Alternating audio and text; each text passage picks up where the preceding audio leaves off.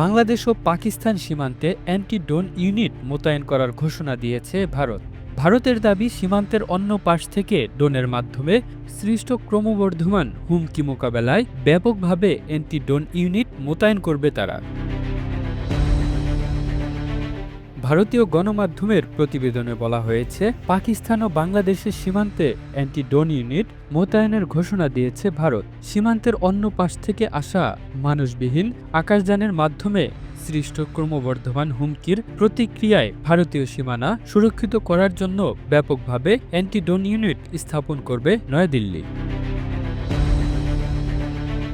ভারতের স্বরাষ্ট্রমন্ত্রী অমিত শাহ দেশটির সীমান্তরক্ষী বাহিনীর বিএসএফ প্রশিক্ষণ শিবিরে ৬০তম প্রতিষ্ঠা বার্ষিকীর অনুষ্ঠানে ভাষণ দেওয়ার সময় গত রোববার ড্রোন হুমকির গুরুত্ব এবং ভারতের স্বয়ংক্রিয় পদক্ষেপের কথা তুলে ধরেন।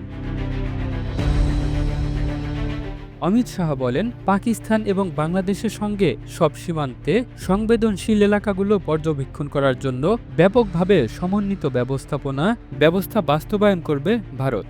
তিনি বলেন, ড্রোনের মাধ্যমে সৃষ্ট ক্রমবর্ধমান হুমকির প্রতিক্রিয়ায় ভারতীয় সীমানা সুরক্ষিত করতে বিস্তৃত অ্যান্টি ড্রোন ইউনিট প্রতিষ্ঠা করবে ভারত। শাহ আরও বলেন, লেজার সজ্জিত অ্যান্টি ড্রোন গান মাউন্টেড মেকানিজমের প্রাথমিক ফলাফল বেশ উৎসাহব্যঞ্জক, যার ফলে পাঞ্জাবের পাকিস্তান ভারত সীমান্তে ড্রোন নিষ্ক্রিয়করণ এবং শনাক্তকরণ উল্লেখযোগ্যভাবে বৃদ্ধি পেয়েছে। ভারতীয় একটি সংবাদপত্র দেশটির সরকারি তথ্যের উদ্ধৃতি দিয়ে জানিয়েছে, ২০২৩ সালের প্রায় ১১০টির তুলনায় এই বছর ২৬০টিরও বেশি ড্রোন পাকিস্তানের সঙ্গে ভারতের সীমান্ত থেকে ভূপাতিত বা উদ্ধার করা হয়েছে। ড্রোন আটকানোর এই ঘটনাগুলোর বেশিরভাগই হয়েছে পাঞ্জাবে, তবে রাজস্থান এবং জম্মুতে এই সংখ্যা খুব কম। পাকিস্তানের সঙ্গে ভারতের ২,২৮৯ কিলোমিটার এবং বাংলাদেশের সঙ্গে ভারতের ৪,০৯৬ কিলোমিটার দীর্ঘ সীমান্ত রয়েছে।